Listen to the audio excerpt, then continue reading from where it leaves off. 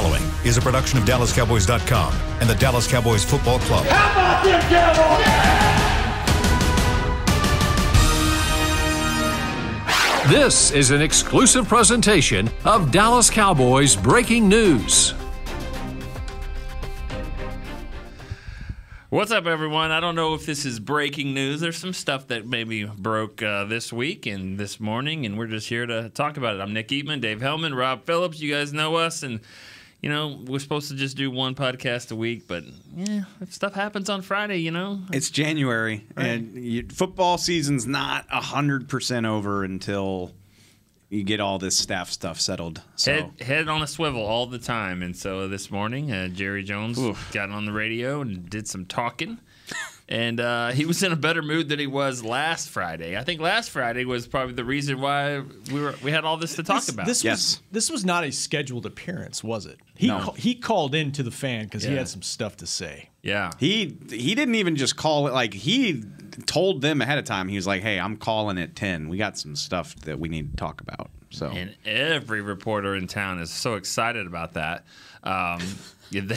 They obviously want their chance to interview Jerry, and you know that's been going on for the last couple of years with COVID. I mean, usually Jerry has made a lot more appearances just after a game or a training camp or whatever. But you know, it's kind of been 105.3 The Fan that's done. I would say the majority of Jerry talk. So and you.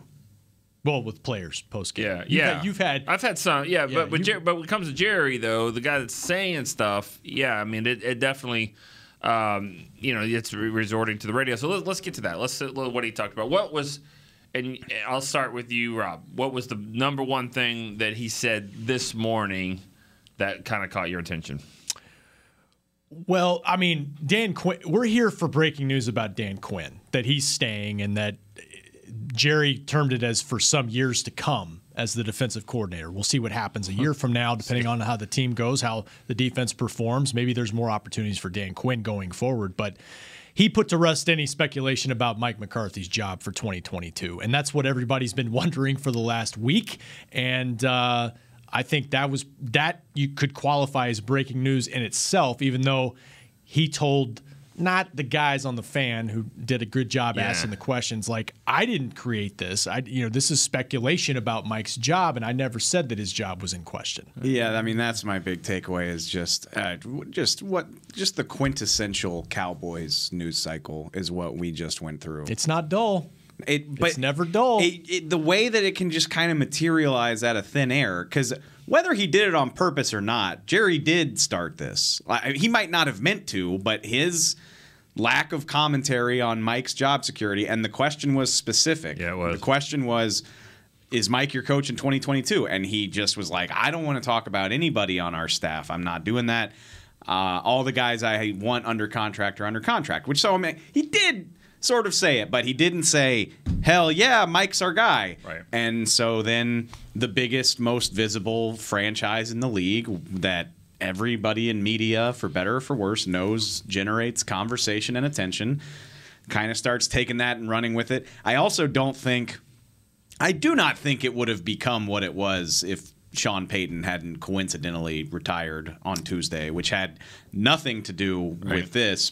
Although you're going to get to that, I assume. Well, yeah. I mean, before we get to that, because, when Jerry talks about Sean Payton and stuff like that, that's stuff that we report on. We don't, typically talk about other teams' players or coaches. He's not another coach right now for another team. I mean, he's out there. I guess, it's kind of weird. The Saints still hold his rights. Hold his so, rights. I do think you're still, at the end of the day, talking about somebody else's employee, because for better, and it's not just the Cowboys, like any team that wanted to acquire him would have to compensate the Saints. Like, you don't just call him and say, hey, come over here. Yeah, and Jerry was asked direct questions about him, and they're friends. They have a relationship going forward, and I think he was complimentary of his career as a coach. It wasn't really in the perspective of speculation about next year and what Sean would do and all of that. Yeah. Which is a whole nother layer to this McCarthy stuff, that his job is safe and all of that. But again, I just think that threw gasoline on the fire. And obviously, no doubt. Regardless of whether he meant to do it or not, like Jerry Jones recognized that this is something he needs to kind of put the kibosh on. Because again, he called unscheduled and was like, Mike is not twisting in the wind. Mike helped me get Dan back here all week. And he actually, so I wrote the story about this. He did make an interesting comment that slipped past me when it was live. He was like, Mike told y'all at his press conference that we had talked and he was good.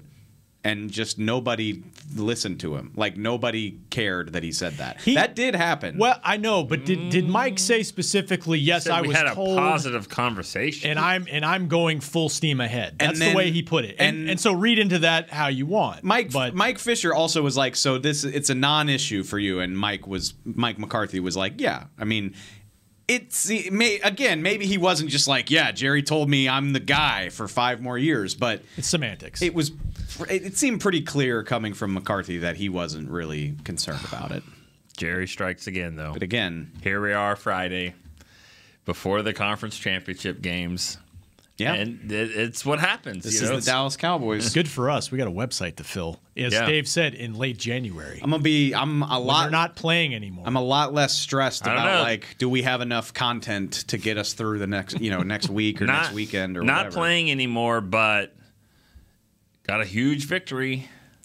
He did say that. Quote, right? Huge victory. Let's talk about Dan a little bit more there. That deserves to be the storyline, like more so than the stuff with Mike. Like it's pretty remarkable that they managed to keep him. I mean, when you think about all the jobs he was interviewing for, and then without Dan talking, now it's just a lot of speculation. Maybe he didn't want a quarterback. Maybe he didn't like the quarterback situation in other places. Maybe he wants the coach here. Whatever it is, I don't know if y'all got this feeling. I kind of got it about a week ago that just like this is not, and what I said was this is not a slam dunk that he's gone. Didn't know for sure that he was going to stay. I just got this feeling that it was not just that I'm out the door, I'm getting a job somewhere. And I wonder how much Micah Parsons plays into this. How much do you really want to coach this guy? Maybe he'll carry him, or they'll carry each other to greater things. I thought it was a slam dunk. I'm just doing the mental math. Like, okay, 6 of these 8 openings have asked to talk to him, and he's a finalist for 2 of them. And Denver and Chicago, those on paper, I'm not intimately familiar with them, but those look like good situations to me. I mean, Denver's got some great players in the secondary that you can work with, Simmons and Surtain. Obviously, I mean, Chicago, working with Khalil Mack and Roquan Smith sounds fun to me, plus the whatever you've got in Justin Fields. So I thought he was gone. I definitely thought he was gone. And credit to Jerry that he's not, I guess. I thought there was a chance that he could come back. 1, because we kind of heard those rumblings, and 2, there's a couple reasons. 1, when Jerry wants to keep somebody, or sign somebody, whether it's a free agent, Jerry finds a way to get it done. It doesn't always work with coaches, but he referenced a couple different situations in the last 15 years, one of them being Sean Payton. After the 2004 season, Sean was the assistant head coach, quarterbacks coach, and the Raiders wanted him. And they bumped his salary up pretty nice to stay with Bill Parcells. And then it was Jason Garrett after the 2007 season when they won 13 games, staying on as the OC. So when Jerry wants something done like this, he can find a way to get it done. Whether he didn't specifically talk about salary with Dan, but I think it's been reported there was an extension there. He did, and again, something I missed. He did say the word extend. So like they extended Dan. He did say extend? He said, yeah, he did. The other side of it too is you mentioned some of those good players on those other teams. And Justin Fields, like I think he's going to turn out to be a really good starter in the league. But in terms of like the job openings that were out there, how many like true franchise quarterbacks are there? And if there's one thing I took away from the playoff weekend last week is you got to have one of those guys. And especially if you're going to coach in the AFC West moving forward. And I think that Dan probably I don't know if he looked at it that way, but he's got enough clout and enough accomplishments as opposed to a first-year coordinator, a guy that's just starting out, to say, I could probably run this back and still have opportunities. The writing is absolutely on the wall that, I mean, we'll be going through this again next year, just in terms of like Dan being a coordinator to know as far as job openings. Well, if the Cowboys don't make it to the divisional round or to play, whatever, I don't know if we're going to be talking about it the same way. I mean, I don't. Well, it just depends on what it looks like, right? I mean, if the defense looks like it did this year and is pretty clearly not the reason why they're at home, I don't think it'll change anything for him. Well, no, I don't think it'll change anything for him. I think it'll change something for Mike McCarthy. Yeah. That's what I'm saying, which would maybe change something for Dan Quinn. If it's the same type of situation where, the games that the Cowboys lost, they lost in the Kansas City, couldn't score a touchdown. I think Dan Quinn did a pretty good job with that defense against Mahomes. And then, if it's losses like that where they're losing, they scored 17 points and didn't win, then yeah, I think there's a way to do that. But I've always said this about assistants that might take over. It's like, as long as they're not the reason why the coach is getting fired, which I always thought was weird about Jason Garrett and Wade Phillips. Like, how's this going to happen?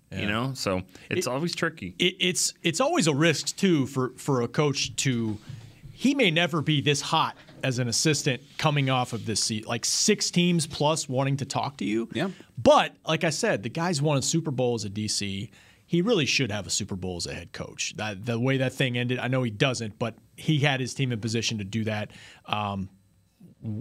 Biggest comeback in Super Bowl history. I mean, it's unfathomable what happened there against New England. But to your point about Micah, I'm sure he looks at it like, I've got 2 of maybe the top 5 best young defensive players in the league. Now, all 3 levels of this defense could look different, though, in terms of the free agents and the guys they got to try to keep and to draft and all that stuff. Defense, we talk about it all the time. We've talked about it on our show. Like, it's harder to sustain top-tier success on defense than it is on offense, especially when you think about everything that could be in flux. I mean, 2 of the 5 best playmakers on this defense are headed for free agency right now. Yeah. So, I mean, you got to keep all that stuff in mind. Randy and Jaron Kearse. But here's the thing about having Dan Quinn back that I think is so exciting, is that now, and we didn't see it last year because we didn't know what to expect. But I'm just gonna make up a random player. I don't even just making up a guy like on Madden mode. Okay, there's a linebacker named Chris Robinson, and he's a 4th-year guy, and he played for the Colts and the Jets or whatever, and he's a special teams guy, and he's had he started 12 games one year, but a mainly special teams guy, but he's really tall and long and whatever, and he signs here on a 2-year deal, and you're like, who's this guy? Just like we said about who's Jaron Kearse. But the difference is that Dan Quinn has vision for these guys. He had one for Kearse. He had one for a lot of those draft picks he brought in. So now now in free agency, when you sign some guy that just because you haven't heard of, you're like, well, I'm going to hold judgment on this because Jaron Kearse should have been in the Pro Bowl and still might be, depending on alternates. Yeah, the expectations on $1 million signing in March are going to be different this time around, I would guess. You're going to be like, okay, well, he coached him in Atlanta. It's like, well, he coached Casey in Atlanta too, and he was pretty good. Now Keanu Neal thing didn't really work out like I thought it would. And I thought he'd be better than that, but It's funny you talked about vision though, because I think Mike is the best example of that. Like Micah Parsons. Oh, okay. Yeah, like would previous regimes have been as creative or willing to jump him into situations like they did last year? Yeah. Week 2, you lose Randy and DeMarcus for that Week 2 game against the Chargers. Say, no, he's a defensive end. He's a pass rusher for 50 snaps, and he can do it, and to trust him to do that. I mean, the point you made about putting guys in position, like, he's the best example of it's like having a great trainer in boxing. Like, that's what Quinn is to Micah Parsons. And to me, having Quinn back to help Micah grow is as big as what you talk about having an OC and keep the structure in place for a quarterback. To me, that's the same type of thing on defense. Well, that makes sense. That's a great segue. We can get into keeping the same structure on offense with an offensive coordinator. I thought one of the most interesting things that Jerry said was as when it being reported again that Kellen Moore is interviewing for the second time with the Dolphins, and Jerry said, yes, I might get the sense that he will be back. So I guess he's predicting how the interview will go, or maybe he's hearing at what Miami's really looking for. Yeah. I don't know. I thought that was kind of interesting. Yeah, I mean, if I got a guy for a second interview, I'm kind of like, who's got his locker? I mean, who's taking over his office? I mean, that's kind of what you're thinking, right? Absolutely. But and I think Kellen's scheduled to go talk to them on like Monday or early next week was the report. But yeah, I mean, Jerry made it sound like he's going to be back, and honestly, that I don't think that should be surprising, just with the way the season ended. The offense couldn't really find a groove for the second half of the season. I mean, I know people listening to this, I think I said this in the office yesterday, like the attitude from the fan base right now is either like, if Kellen comes back, it's either, yeah, I guess that's fine, or, oh, God, no, please, God, not Kellen Moore. Like nobody's like actively campaigning. Quite a shift from October. I'm gonna remember this. I'm gonna remember this season for a long time for a lot of reasons. But the 180. I just in October, like we were just buried in emails and questions and tweets about like what are we gonna have to do to like I can't watch Kellen coaching the Dolphins next year. I just can't do it. What are we gonna do? Jerry, do something. Jerry. And now he's like public enemy number one. And I'm not like he deserves criticism. Like the offense lost its mojo, but I still think it's funny how quickly things flipped for him. I'm glad you said that though, because I think there's fans that are still so pissed about this loss that Jerry's calling this a huge victory getting Dan Quinn, and I think he's absolutely right because of what I think Dan contributed to, not just the defense, but I think he helped change culture around here too. Just with his presence. But it doesn't change the fact that they didn't do what they needed to do or wanted to do, and there are still problems that have to be fixed going forward, and the offense is one of them. I mean, the offense it's such a hard position to evaluate because, number one, the stats, all those things, the rankings, but like the eye tests shows they weren't the same group down the stretch, especially against the better defenses that they faced. And that's something they've got to fix. Yeah, without a doubt. I mean, any way you slice the numbers, is he just the number one offense? And I know that in yards they rank that way, but they're not ranked that way in other categories. And I think really, like you said, against the better teams, a better competition, they didn't do that. And my biggest issue with Kellen Moore is just the slow starts. And I think that does start with preparation. It starts with the coordinator. They for whatever the reason, they seem to do a good job of adjusting, figuring it out later, but it's too late. It was too late against Arizona. It was definitely too late against San Francisco. I mean, you go now. It wasn't too late against the Giants early in the year, Carolina. There were some games where they kind of slowed. Had New England. They had some slow starts. New Orleans, and they were able to figure it out. But against the better teams, you start like that. You get punched in the mouth. You're pretty much in the ropes and staggered. In retrospect, I think, and you can go back and find the quotes about stuff like this. Like, I think that early success and overcoming some of that early adversity gave them a false sense of confidence. Yeah. Or they leaned too much on it at any respect. And that it was so frustrating, like week after week. It was like, we know we can do it. We've done it. We'll turn it on. And it's like, okay, well, but why don't you do it now? Why don't you just do it now? A great example of that is the game that kind of turned everything, it seemed like, is the Denver game, especially offensively. Even though Denver's game plan wasn't the exact copycat thing that every team tried. And then the following week, they put up 43. And probably that was the most dominant game that they played against Atlanta. And so I know I was like, oh, blueprint, huh? Okay, yeah. No, because we've seen for half a season what this offense can do, and so you weren't really worried about it. They weren't really worried about it. It's what's funny about the Denver game. It's not funny, but like every other loss, the Arizona, San Francisco, the Tampa Bay game, Oakland, the Raiders, and maybe not the Chiefs, but those four losses. If the Cowboys had like 3 more minutes on the clock, they probably would have won. It's a 60-minute game, but 3 or 4 more minutes probably win that game. You could have had 2 more hours against Denver and you ain't winning that game. I mean, Malik Turner's not going to keep catching touchdowns. And that's one of those things. No. Like, have you ever been? I know you have. Like, you've been on the other side of a beatdown, and you get aggravated you start playing prevent, and you're like, I wanted to win this game 30-3, 30-16 does not reflect what we did. That's how I feel about the Denver game. Like Dallas didn't even. Good for Malik Turner for putting those stats up, but like Dallas didn't deserve to save face in the fourth quarter. You know, like that's how badly they got destroyed in that game. And kind of to that point, Jerry said after the game against the 49ers that the score wasn't necessarily reflective of the way that game went. And it was, I think it was 23-7 at one point, and it just wasn't close until the very end. And I got a little frustrated the day after. We're talking about the last play. And look, you know, that is frustrating. They didn't get that last heave to the end zone, but like enough wasn't done early to put you in position to probably win that football game. I don't ever want to talk about the draw again. I mean, I know we're going to, but I agree. It's the drive with 2:41 and all your timeouts that stands out in my mind more so than what they called in a borderline hopeless situation. All right.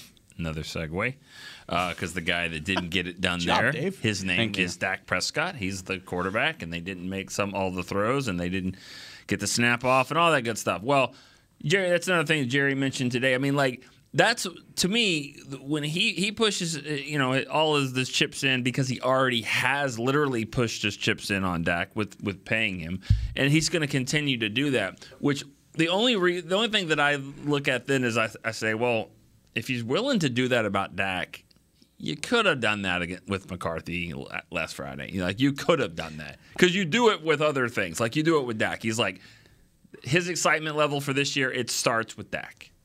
Yeah, I mean, yeah.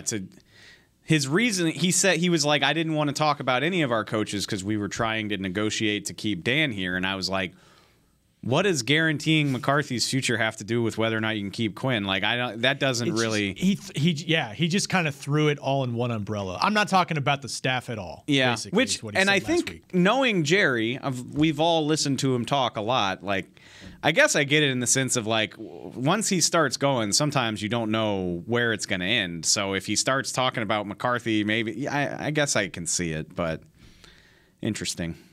Yeah. Well, and at this point, you know, he says his excitement starts with Dak.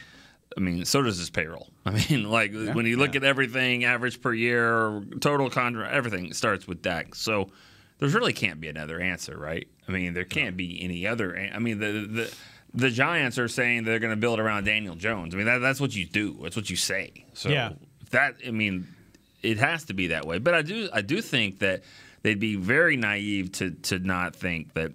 You know, if you want him to get back to 2016 Dak and that guy, or at least that success, then the running game has to be there again. And the offensive line has to be better, and your center has to be, I mean, he has to be an all-pro, but he certainly needs to be better than what they have. I mean, I just think there's a lot of issues around Dak that got to be fixed. It's hard to do it. He's eating up $40 million. It's the number one thing for me. The O-line / running game. In addition to Dak himself, and Dak has said, I got to be better. I think one reason why Jerry's so confident, like you said, he's not going anywhere. He's paying $40 million a year to him, but he knows how Dak works. I think we know how Dak works. I think we know Dak's going to put himself in position to be better. I think a year removed from that injury, will help him maybe be more mobile than he was, and maybe we'll see more of that aspect of Dak's game next year. But he's got to be better. He knows it, and I think the scheme has to be better. I think Mike McCarthy spoke to that after the season. We've got to tweak some things, even though it's going to be the same foundation of the scheme, whether Kellen's back or not, whether Kellen leaves for a job or not. And we can sit here and say it, but also when Hall of Fame quarterbacks say it, like Kurt Warner, who watches tape third-party wise, or Troy Aikman says it, and why aren't the top receivers getting the ball? There are things they can do schematically to help Dak Prescott as well. Yeah, absolutely. I think everything y'all just said is fair, but I don't know. I think it's easy to overreact to the negatives. I mean, you're talking about getting back to 2016. I don't want that. I just need him to get back to September of 2021. I mean, they were doing all that stuff. They were averaging 160 on the ground. Like that was not a mirage. That happened. Dak was in the MVP conversation at about week 10 of the season. Right. And he had done it again. I mean, yeah, they beat up on some bad teams, but he had done it against some good teams. I mean, They set the NFL record for yards against a Belichick defense. And, a pretty damn good defense that wound up going to the playoffs. Played one of the I bring it up all the time. They lost the game. I get that. He played amazing against the reigning Super Bowl champions. I mean, that success was there as recently as October. So I don't think you have to reinvent the wheel to get back to it. The running game's got to get better. The offensive line has to get better. I think Kellen Moore could do a better job of highlighting his playmakers. The regularity with which different receivers disappear from the game plan is ridiculous and shouldn't happen. But I don't think it takes drastic changes to get back to being successful. Go back and look at his passer ratings when they run the ball. Oh, I know. It is a trend that he plays so much more efficiently. They were playing on God mode from the first week until Dak got hurt. Maybe that's a coincidence. Maybe it's not. But they were running the hell out of the ball. Right. Well, I mean, that is important. I don't want to get it twisted. Like, I don't want Dak throwing 50 balls a game. All right. Well, then rank these things as the reason for the drop-off. Because there obviously was. You said God mode. It certainly didn't finish that way. So let's rank it. Because I think you can, if you want to add a fifth one in here, but I think the four things you can say of why did it turn, in no particular order. The competition got better. Did they get figured out on defense like blueprint? Did Zeke's injury really help? And how about Dak's injury? Yeah. Of those four things, and it's a combination of all. Because sometimes when you're taking tests, I mean, all of the above is the answer. No one likes that, but it is the. What do you think though is the biggest factor of those? You mentioned O-line earlier. I would throw in that. Like Mike told us in the offseason last year that. It equates to wins when you've got the same five all year long. How many combinations have they had over the last 2 years? And like even the start to the season was good, but they could not seem to figure out the five they wanted until late year. The irony, it was self-inflicted this year. No, they did it to themselves this year. They tried Connor McGovern going up to Arrowhead, who had never started at left guard before. You're not going to be able to hear, and you're going up against Chris Jones. We'll see how you do. Yeah. They definitely benched Connor Williams. They pseudo-benched Lyle Collins. I mean, whatever the hell that was. Tyron's in and out of the lineup again. And they just decided to play tackle by committee one week when Tyron wasn't. They're just like, you'll do this in passing situations and you'll do this in running situations. We know no coach has ever said that that's a winning strategy, but we're just going to give it a try. And ironically, I think they won that game. But and what they didn't do was they didn't have any kind of veteran competition for Tyler Biadasz ever. They never did. You've been saying that since summertime. Joe Looney. They could have paid Joe Looney in the offseason something. And it's almost like they didn't want him to be a progress stopper. But I just don't know how much progress they had. And I think the combination, Tyler Biadasz would have been fine if you've got a, Zach Martin, Ron Leary thing going on at guard. Or I think Connor Williams would have been fine with the Travis Frederick there at center. But the combination of the both... I think it's easy. We hear Bucky Brooks say all the time about where's Waldo and you're on defense and looking at where you're going to attack. You're going to go right there. I'm not going to mess with Zach Martin. I'm going to go right here and just try to figure something out. To answer your question, I think the injury to Zeke and whatever the hell happened with the offensive line, something went awry there. That wasn't good enough to just dominate on the ground to the degree to make life really easy on Dak. And he insisted he was healthy. I guess I have to take him at his word, but he either wasn't fully healthy or if he was, he just mentally wasn't in a trusting place where he's just going to let it rip and not be worried about his injury. Something there prevented him from playing at a level where he could make up for that. And I mean, that's pretty much it as far as I'm concerned. Yeah.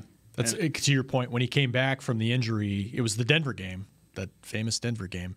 And he talked about how his footwork and his fundamentals weren't where they needed to be. It seemed like maybe that wasn't – he never really got back in the rhythm that in that regard, too, that he probably wanted to. We're busting out those red, white, and blue helmets again? Or Yes. Yes. They look badass. I don't care that they played like crap. Wear them again. Yeah, just keep doing it until you win. You beat somebody with them. All right. Real quick, what are we looking at here in the next couple weeks? What's I know Senior Bowl for you. Yeah, I mean, Senior Bowl takes on a new significance now because we know the staff. I don't know if they're going, but can get my eyes on some Dan Quinn guys. If you see a 6'3" corner somewhere or something, you're like, okay, watch for him. No, there's a 6'4" corner on the roster, and I'm like, yeah, I'm gonna keep an eye on you. What do you got, Rob? What's going on? What's on your plate here for the next? Changing diapers, and besides that, Mike McCarthy, they did the exit interviews with the players last week. This week they're going through this process of evaluating what the coaching staff did this year. So we know, obviously, we knew Mike was coming back regardless. Dan's back. Kellen very well may be back. Any other changes on the staff? Like, that's still yet to be determined. Yeah. And I think most of the staff is under contract, but we'll see what may happen there. Joe Witt had some interviews. Yeah. I think there's like one coach that's out of contract, I think. Yep. There's that, and there's Pro Bowl, and there's guys up for awards coming up. We'll see if Micah Parsons gets any hardware coming up. And by the way, I just wanted a little bit of extra breaking news. Pro Football Writers of America have put out their awards and stuff. Joe Burrow got Comeback Player of the Year. Not Dak, but we'll see what the NFL award is here in a couple weeks. I mean, same voters? Some of them are, right? I assume so. With lots and lots of due respect to Dak, I think people at large are going to – it's not about how you start, it's how you finish. And Joe Burrow is one of the stories of the season right now. Maybe it's because we were there, but I just thought it was a no-brainer that Dak would get that award because – I mean, we saw it. I completely agree. I foot said was pointing the wrong way. I said in October on our show that just give Dak Comeback Player of the Year right now. Just give it to him. I think I said it after they beat the Giants on the anniversary of his injury. It just looked like a more serious injury than Joe's. I'm convinced people could change their votes. I mean, if you can, elect a president in one day, which sometimes we don't, but for the most part you can. I think you can do stuff like this in a week or two. So I do think some guy turns in Dak Prescott and then sees Burrow win in the playoffs and say, guys, I'm changing that. Change my vote, please. I bet it happens. I don't know if voting is still open in the playoffs, but even if it isn't, like Burrow, and nobody's gonna. Obviously, people think I'm compromised because of what I think about Joe Burrow, but he tore all the ligaments in his knee. Was back and that happened in December, by the way.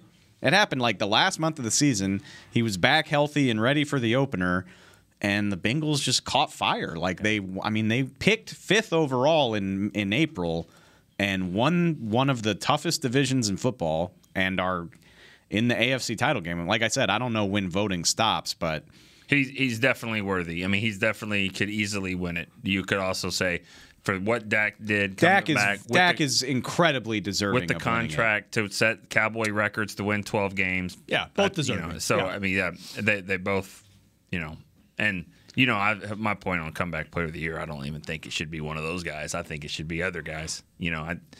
I'd vote Randy Gregory over both of them personally, but that's okay. That's a great point. It's a different type of comeback, and narratives. Yeah, it's all built on narratives. If you go back to 2014, I mean, Romo played like the MVP of the league from Thanksgiving on, or right around there, like the second half of the season. But by that point, all of that stuff's kind of been written, and it's Rodgers and it's Watt, and it's like we don't have time to consider a new guy in December. Right. But man, he played like it for at least 7 weeks of that season. Yeah, and then. I would imagine here in the next few days you'll probably hear some more Cowboys going to the Pro Bowl.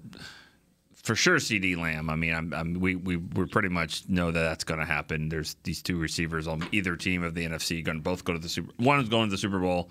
That's going to open up a spot. I'm pretty sure CD Lamb will be one of them. Are you trying to say that it's never quiet around here? It's never quiet. That's fine though, because hopefully people are listening, and I'm not saying we'll do this every Friday, but if things pop up and Chris Beam back there is not on the golf course, then we'll. Chris lives here. What are we talking about? That's true. He's got a sleeping bag in there. Yeah, I do.